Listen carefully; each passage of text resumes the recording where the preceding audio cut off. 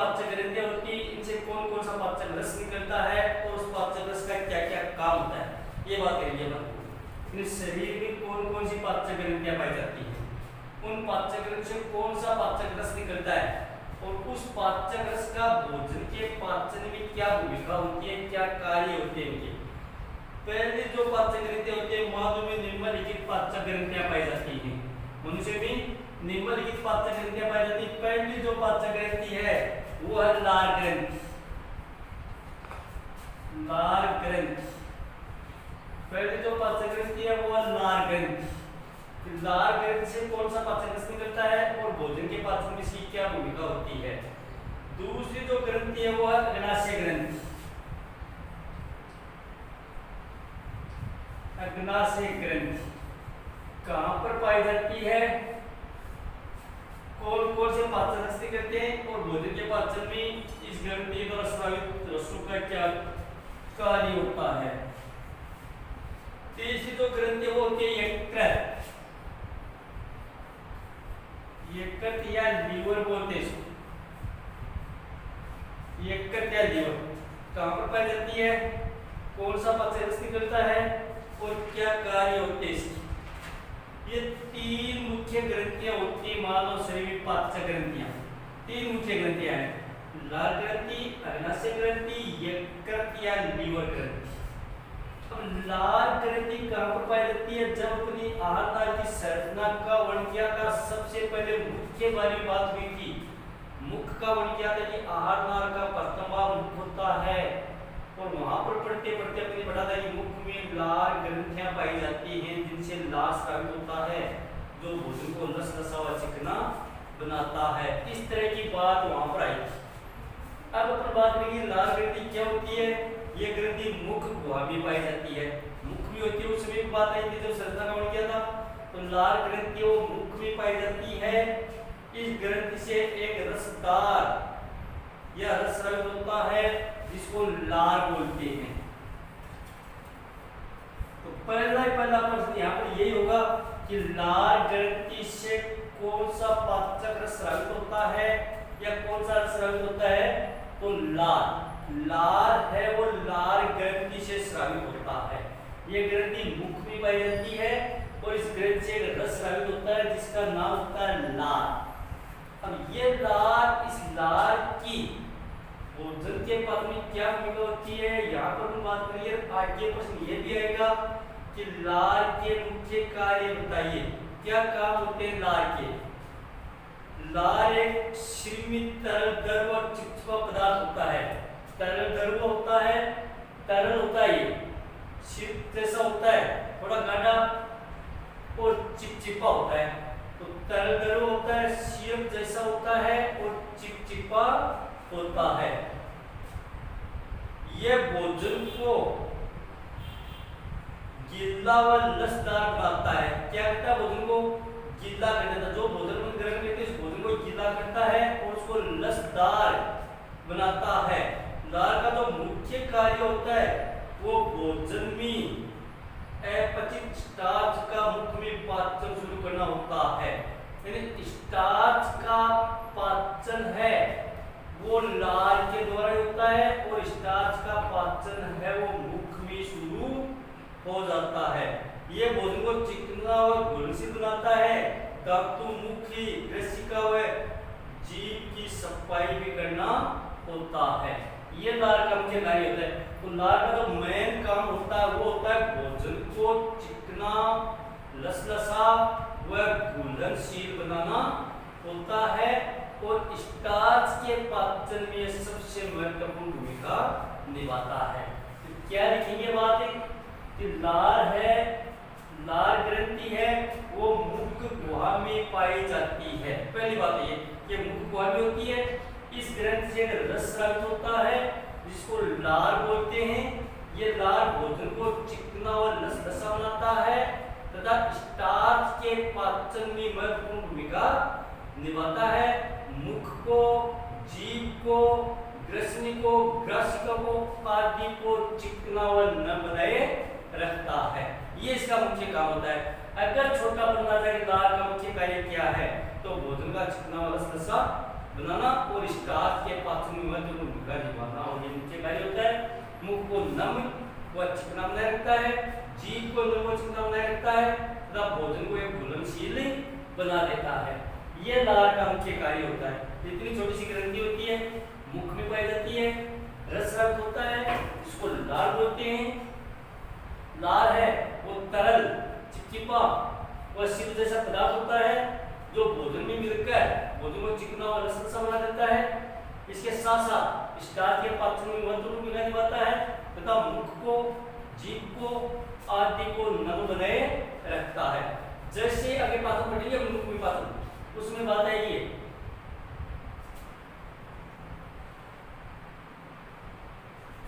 जब मुख में पाचन क्रिया बढ़ी है तो भी बात आएगी। मुख में बढ़ी तो भोजन जो अपन टुकड़ों के रूप में ग्रहण करते हैं, जीभ उस भोजन को मुख में चारों तरफ लपेटा मारती है।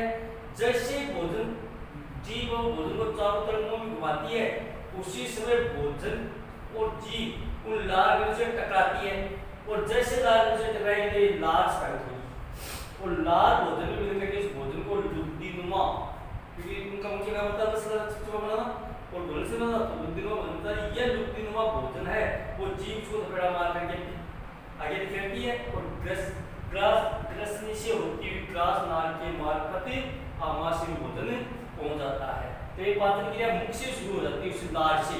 सबसे पहले लार बनती है, लार है वही भोजन को चिकना बनाता है, घुलनशील बनाता है और उसको रसरसा बना देता है, लुब्धि के रूप में रखता है। वो लुब्धि फिर चिकनी बन जाती है तो जीभ उस लुब्धि को धक्का मारती है, धक्का मारने से भोजन ग्रसनी से ग्रास नाल के द्वारा होता हुआ सीधा आमाशय में पहुंच जाता है। नंबर दूसरी जो ग्रंथि होती है वो होती है आपकी अग्नाशय ग्रंथि। ये कहाँ पर पाई जाती है? लार ग्रंथि वो 3 प्रकार की होती है। अगर हम बात करेंगे, लेकिन ज्यादा बताने की जरूरत नहीं है, बताया उतना। इसके बाद में अगर कोई छोटा मोटा प्रश्न आता है तो लार ग्रंथि 3 प्रकार की होती है। एक होती है कर्णपूर्व ग्रंथि, एक करना होता है कर्णपूर्व ग्रंथि। कर्णपूर्व ग्रंथि पहली ग्रंथि होती है कर्णपूर्व, इसका मतलब काल के आसपास होती है शायद, कर्णपूर्व नाम है।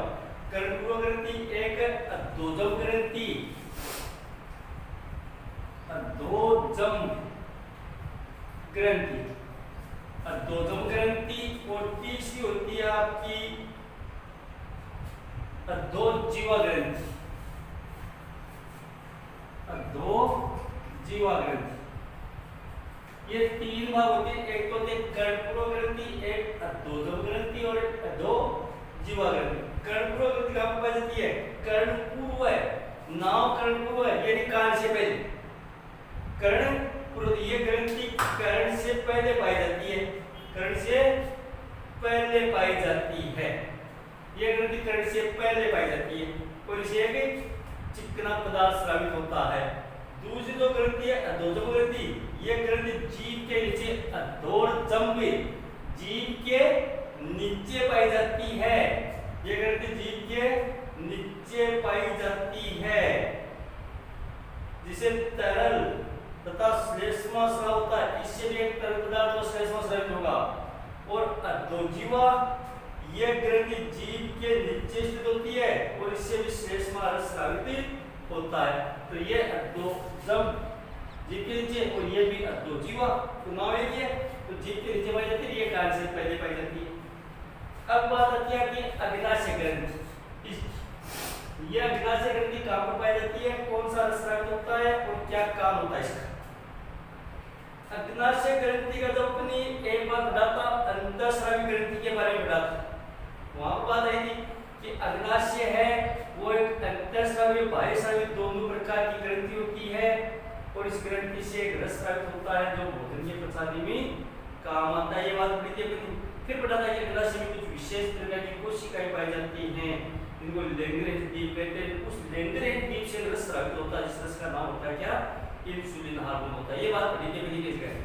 तो अब यहाँ पर पाचक ग्रंथि का, वहां पर तो अंतःस्रावी ग्रंथि का वर्णन किया था, यहाँ पर पाचक ग्रंथि का वर्णन करेंगे। तो पाचक ग्रंथि के बारे में क्या पढ़ेंगे?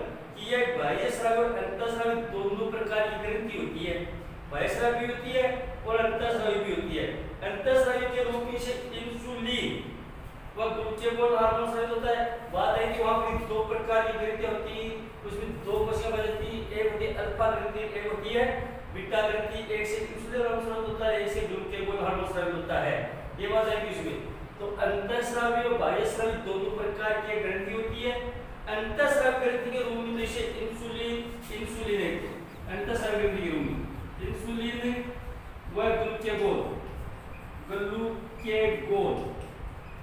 अंतःस्रावी ग्रंथि के रूप में जैसे दो हार्मोन स्रावित होते हैं, इंसुलिन और ग्लूकेगोन। और ये तो करते हैं आपका मुख्य भाग इसका यहाँ पर मिलता है, ये उसमें वर्णन कर लिया था इसका कि ये है इंसुलिन जो हार्मोन है वो शरीर में ग्लूकोज की मात्रा पर नियंत्रण करता है, और ग्लूकेगोन हार्मोन है वो ग्लूकोज के ऑक्सीजन पर नियंत्रण करता है।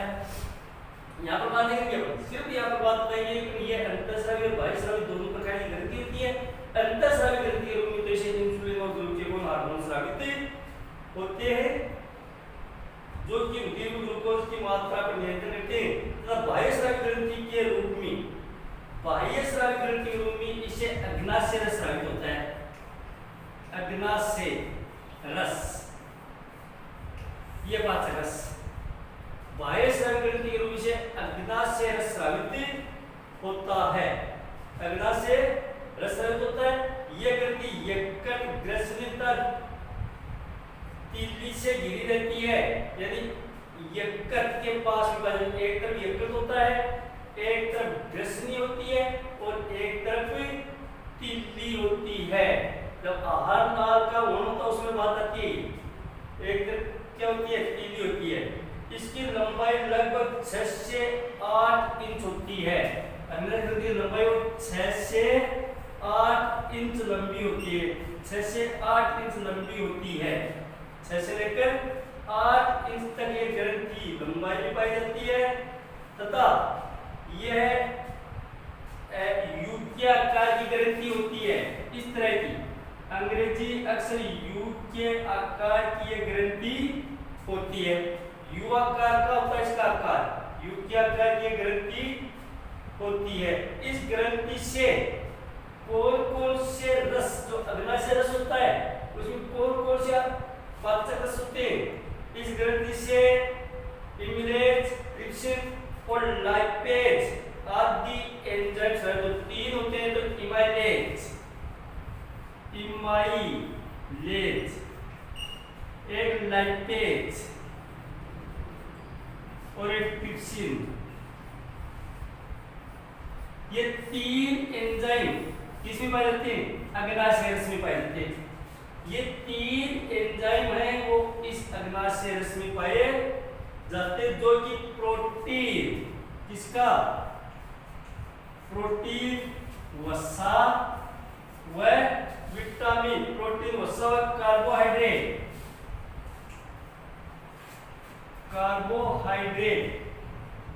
का पाचन करते हैं। भोजन में प्रोटीन, वसा और कार्बोहाइड्रेट का पाचन कौन करता है, अग्नाशय ग्रंथि के द्वारा होता है। स्टार्च का पाचन भूख में हो जाता है, और जो प्रोटीन, वसा और कार्बोहाइड्रेट होता है उसका पाचन कौन कर देता है, अग्नाशय ग्रंथि कर देती है। तो यहाँ पर जो प्रश्न बनता है अग्नाशय ग्रंथि का वर्ण कभी नहीं पूछा जाता है अग्नाशय ग्रंथि का वर्ण कीजिए, या तो पूछता है कि अग्नाशय ग्रंथि से कौन सा पाचक रस स्रावित होता है, तो बताइए अपन अग्नाशय रस। अग्नाशय रस में कौन कौन से एंजाइम पाए जाते हैं, इमाइलेज, लाइपेज और ट्रिप्सिन, 3 प्रकार के एंजाइम पाए जाते हैं। इन तीनों का क्या क्या काम होता है ये पता जाता है।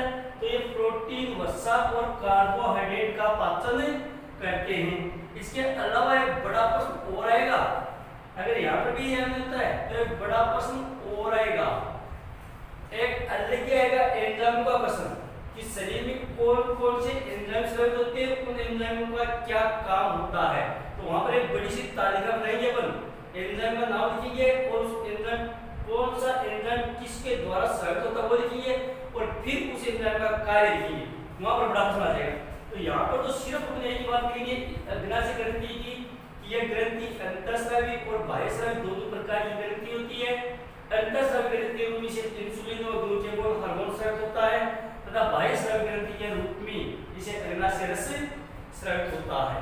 ये बात करेंगे अब कि यह ग्रंथि बाह्यस्रावी और अंतःस्रावी दोनों प्रकार की होती है। अंतःस्रावी ग्रंथि के रूप में इंसुलिन और ग्लूकेगोन हार्मोन स्रावित होता है, और बाह्यस्रावी ग्रंथि के रूप में अग्नाशय रस स्रावित होता है। ये यकृत रश्मि और तीली से घिरी रहती है तथा अग्नाशय रश्मि मुख्य रूप से क्या क्या होता है, अग्नाशय रश्मि मुख्य रूप से 3 एंजाइम हिमालयस, लाइपेज और ट्रिप्सिन नाम के 3 एंजाइम से रहित होते हैं और इन तीनों का मुख्य कार्य प्रोटीन, वसा और कार्बोहाइड्रेट का पाचन करना होता है। ये बात अभी इसके बारे में 4 ग्रंथों का प्रश्न है। ये ग्रंथि बाह्य स्रावी और अंतःस्रावी दोनों प्रकार की ग्रंथि होती है। अंतःस्रावी ग्रंथि के रूप से इंसुलिन और ग्लूकेगोन हार्मोन स्रावित होता है और बाह्य स्रावी ग्रंथि के रूप से अग्नाशय रस स्रावित होता है। ये ग्रंथि आपकी यकृत, तीली और ग्रसनी से घिरी रहती है। इसका आकार युक्त आकार का होता है तथा बाह्य जो मुख्य रस होता है अग्नाशय रस होता है। अग्नाशय रस में हिमालय, लाइपेज, 3 प्रकार के एंजाइम स्रावित होते हैं और तीनों का मुख्य कार्य होता है प्रोटीन, वसा और कार्बोहाइड्रेट का पाचन करना होता है। ये आपकी हो गई अग्नाशय ग्रंथि। इसके बाद में अपन बात करेंगे यकृत। ये कहां पर होता है और कौन सा इनसे रस निकलता है। यकृत ग्रंथि जो होती है वो शरीर की सबसे बड़ी ग्रंथि होती है। शरीर की सबसे बड़ी ग्रंथि यकृत की होती है। सबसे बड़ी ग्रंथि यकृत होती है। ये यकृत का उल्लेख केवल क्या होता है, यकृत या लीवर।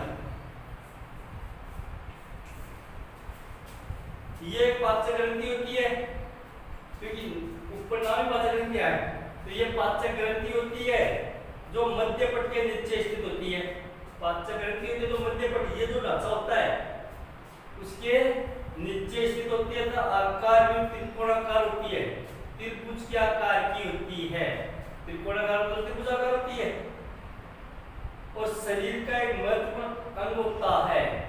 तो कहां पर पाई जाती है, पाचक ग्रंथि है, मध्य पट के नीचे स्थित होती है, त्रिभुज के आकार की होती है, मध्य पट के नीचे पाई जाती है।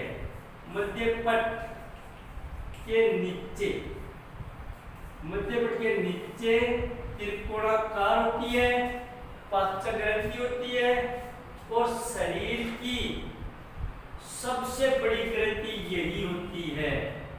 सबसे बड़ी ग्रंथि यही होती है। इस शरीर की सबसे बड़ी ग्रंथि कौन सी होती है, यकृत होती है। यकृत से बड़ी शरीर में कोई ग्रंथि नहीं पाई जाती। सबसे बड़ी ग्रंथि यकृत होती है जो कि किधर पाई जाती है, दाहिनी तरफ, इधर शरीर के दाहिने हिस्से में पाई जाती है, दाहिनी तरफ पाई जाती है और 2 पालियों में बटी हुई होती है। ये त्रिकोणाकार होती है, त्रिकोणाकार 2 पालियों में बटी होती है, यानी 2 भागों में बटी होती है जिन्हें क्रमशः दाईं व बाईं पाली कहा जाता है। 2 भागों में बटी होती है, एक दाईं पाली और एक बाईं पाली कहा जाता है। इसमें करीब 1 लाख, कितनी, 1 लाख, लगभग 1 लाख, लगभग 1 लाख कोणीय संरचनात्मक क्रियात्मक इकाई होती है जिन्हें यकृत पालिकाएं कहते हैं। लगभग 1 लाख षटकोणीय पालिकाएं पाई जाती हैं जो कि यकृत की संरचनात्मक क्रियात्मक इकाई होती है और इसको पालिकाएं कहा जाता है। यह ग्रंथि पीत का निर्माण करती है। क्या निकलता है इससे, पीत रस निकलता है। पीत रस का निर्माण करती है। पीत है वो यकृत ग्रंथि से निकलता है, पीत का निर्माण करता है। पित्ता से पीत रस का संचय होता है, यही से पीत रस है वो नलिका द्वारा ग्रसनी में चला तथा पीत रस का जो मुख्य कार्य होता है वो वसा को वसीय अम्ल में बदलना होता है। इसका जो मुख्य कार्य होता है वो वसा, तो यही प्रश्न है, वसा को वसीय अम्ल में बदलना, अम्ल में बदलना। तो सबसे छोटा प्रश्न ये प्रश्न है कि पीत रस का मुख्य कार्य बताइए, तो अपन बताइए वसा को वसीय अम्ल में बदलना। दूसरे तरीके का जो प्रश्न आता है वसा को वसीय अम्ल में बदलने वाले एंजाइम का नाम लिखिए, तो पीत रस। पीत रस किससे स्रावित होता है, यकृत से स्रावित होता है। पीत रस कहां पर संग्रहित रहता है, पित्ताशय में रहता है, पित्ताशय में रहता है। दाहिनी तरफ होता है, इसलिए जब अपन उत्सर्जन तंत्र में पढ़ेंगे, उत्सर्जन तंत्र में जब पढ़ेंगे अपन मानव वर्ग की संरचना पढ़ेंगे अपन कि गुर्दे कहाँ पाए जाते हैं, तो मुझे बताइए मानव में दो वर्ग होते हैं जो रीढ़ की हड्डी के दोनों तरफ पाए जाते हैं। बायां वर्ग थोड़ा ऊपर होता है, दायां वर्ग थोड़ा नीचे होता है। दोनों वर्ग इसमें स्थित में नहीं होंगे, इसको भी नहीं होते। एक इसमें होगा, एक थोड़ा इस तरह का होगा। बायां वर्ग थोड़ा ऊपर होता है, दायां वर्ग थोड़ा नीचे होता है। क्यों होगा नीचे?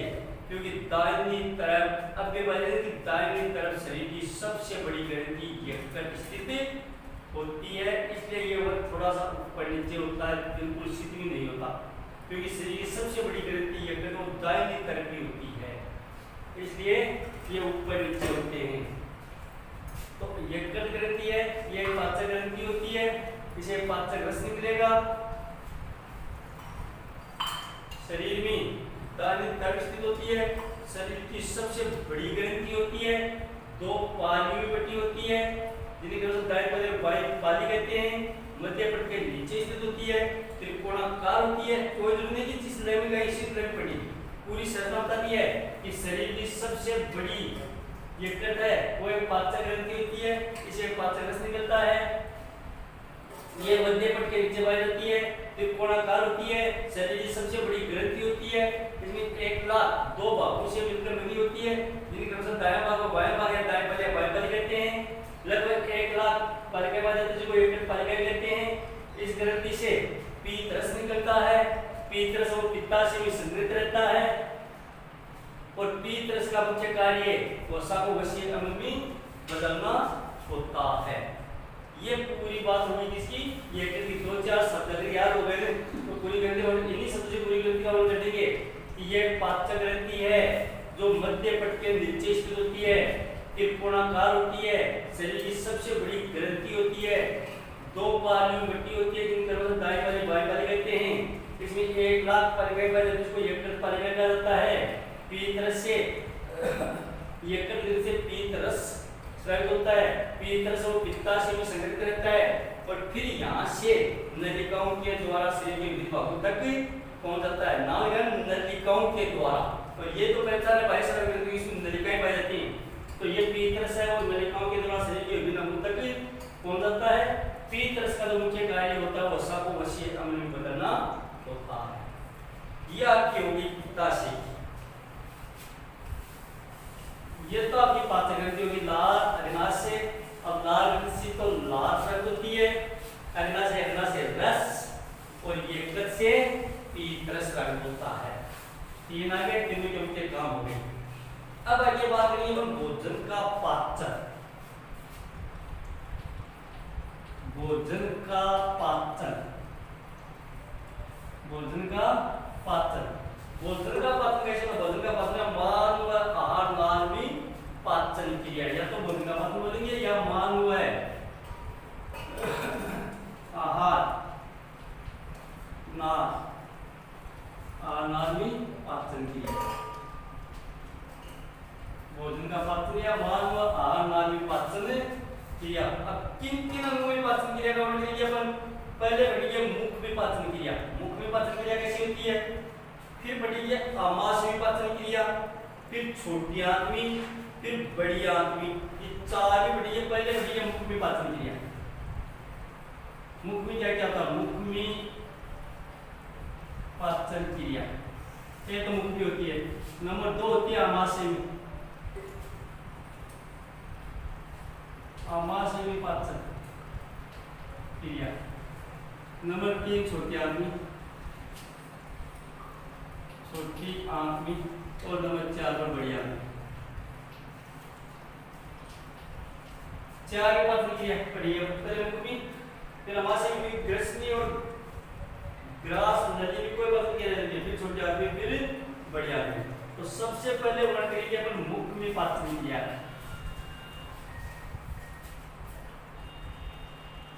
मुख में पाचन क्रिया का वर्णन। मुख में पाचन क्रिया कैसी होती है? मुख में पाचन क्रिया कैसे होगी? मुख में देखो पाचन क्रिया मुख गुहा के द्वारा भोजन को छोटे छोटे टुकड़ों के रूप में ग्रहण किया जाता है। सबसे पहले भोजन को मुख के द्वारा ही ग्रहण करते हैं, क्योंकि आहार का प्रथम भाग है वो मुख ही होता है। ये तो मुख हुआ, ये मुख हुआ, तो यही से भोजन को देखिए आहार का प्रथम भाग होता है, ये पता था कि आहार के प्रथम भाग उनके मुख हुआ कहते हैं। तो मुख गुहा के द्वारा ही भोजन को छोटे छोटे टुकड़ों के रूप में ग्रहण किया जाता है। सबसे पहले भोजन को मुख गुहा के द्वारा ही, एक साथ ही छोटे छोटे टुकड़ों के रूप में ग्रहण किया जाता है। इसके बाद क्या होता है, मुख में विभिन्न प्रकार के दांत होते हैं, किया था मुख में विभिन्न प्रकार के दांत होते हैं जो भोजन को छोटे छोटे टुकड़ों में तोड़ देते हैं। आई थी बात कि सबसे पहले भोजन को मुख गुहा के द्वारा ग्रहण करते हैं। मुख में विभिन्न प्रकार के दांत होते हैं। चारों धातु का वर्णन किया था अपन ने, चारों धातु के कार्य लिखे थे, वहां पर ये बात लिखता है। पर यहाँ पर कहिए कि मुख के द्वारा भोजन को छोटे छोटे टुकड़ों के रूप में ग्रहण किया जाता है। मुख में विभिन्न प्रकार के दांत पाए जाते हैं जो भोजन को तोड़ने, चबाने का या काटने का कार्य करते हैं। अलग अलग काम किया जाता है। तथा मुख में पाई जाने वाली जीभ, मुख में जीभ पाई जाती है, उसमें बात हुई थी कि मुख में जीभ पाई जाती है। जीभ का काम, धातु का काम होता है भोजन को छोटे छोटे टुकड़ों में तोड़ना, इसको चीरना, फाड़ना, काटना, चबाना। जो जीभ पाई जाती है, मुख में जीभ पाई जाती है, जीभ है वो भोजन को मुख में इधर उधर घुमाती है। जीभ का क्या कार्य होता है, जीभ भोजन को इधर उधर घुमाती है। तो मुख में पाई जाने वाली, मुख में जीभ पाई जाती है, जिसका मुख्य कार्य होता है भोजन को इधर उधर घुमाना। और जैसे ही मुख में भोजन इधर उधर घूमता है, उसी समय मुख में पाई जाने वाली लार ग्रंथियों से, जैसे भोजन इधर उधर घूमता वो लार ग्रंथि से टकराएगा, तो जैसे ही मुख में भोजन इधर उधर घूमता उसी समय मुख में पाई जाने वाली लार ग्रंथियों से एक रस स्रावित होता है जिसे लार कहा जाता है। बात है, एक रस स्रावित होता है जिसे लार कहते हैं। ये लार भोजन में मिलकर क्या बना देती है, भोजन को चिकना, लस, लसा। जैसे लार भोजन में मिलती है, लार भोजन को चिकना व लसलसा बना देती है तथा भोजन लुगदी के रूप में बन जाता है। दांत काट देंगे उनको, चीर देंगे उनको, चबा देंगे, लार मिल जाएगी।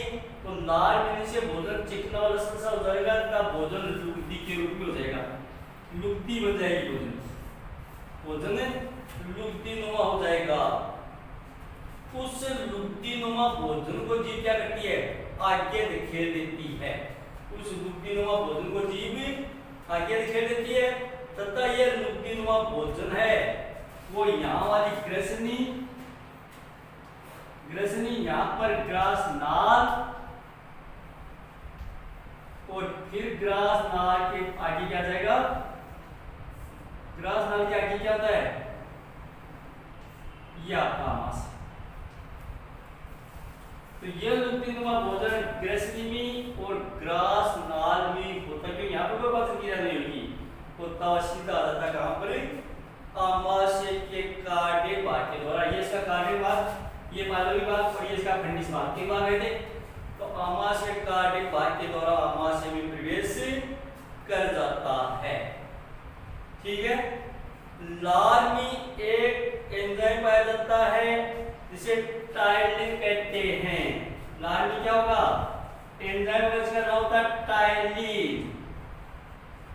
लार में कौन सा जिससे अग्नाशय रस में कौन कौन एंजाइम पाए जाते हैं, ट्रिप्सिन पाए जाते हैं, तीन एंजाइम होते हैं। उसी तरह से लार में भी एक एंजाइम होता है जिसका नाम होता है टाइलिन। और बहुत बढ़िया प्रश्न आता है कि लार में कौन सा एंजाइम पाया जाता है, टाइलिन पाया जाता है। और टाइलिन पाया जाता है, ये एंजाइम स्टार्च को माल्टोज में बदल देता है। इस टाइलिन एंजाइम का मुख्य कार्य क्या होता है, स्टार्च को माल्टोज, माल्टोज में बदल देता है, माल्टोज में बदलना। अब देख कर्म से तो वही बात आ गई। अब ये पाठ्यक्रम की बढ़िया था,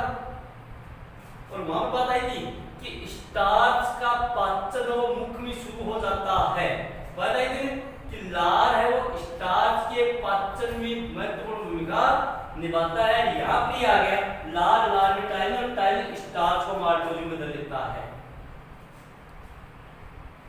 जिसके कारण क्या होता है, भोजन का स्वाद मीठा बन जाता है। भोजन का स्वाद मीठा बन जाता है। तो भोजन को ऊपर से यहाँ पे एक और भी आएगा कि रोटी को बार बार चबाने पर, रोटी को जितनी ज्यादा देर चबाया जाता है या किसी भी भोजन को जितनी ज्यादा देर तक चबाएंगे उसमें उतना ही ज्यादा मिठास या स्वाद पैदा होगा। क्यों होगा? क्योंकि भोजन को जितना ज्यादा चबाएंगे लाल ग्रंथ से उतना ही ज्यादा टाइलिन स्रावित होगा, और वो टाइलिन है वो स्टार्च को माल्टोज में बदलेगा, जिसके कारण भोजन का मिठास बढ़ेगा। तो भोजन को बाद जितना ज्यादा चबाया जाता है उतनी ज्यादा मिठास पैदा होता है। तो क्या करेंगे मुख का कि भोजन सर्वप्रथम भोजन को मुख के द्वारा छोटे छोटे टुकड़ों में ग्रहण किया जाता है। ठीक है, मुख में विभिन्न प्रकार के दांत पाए जाते हैं जो भोजन को छोटे छोटे टुकड़ों में तोड़ देते हैं।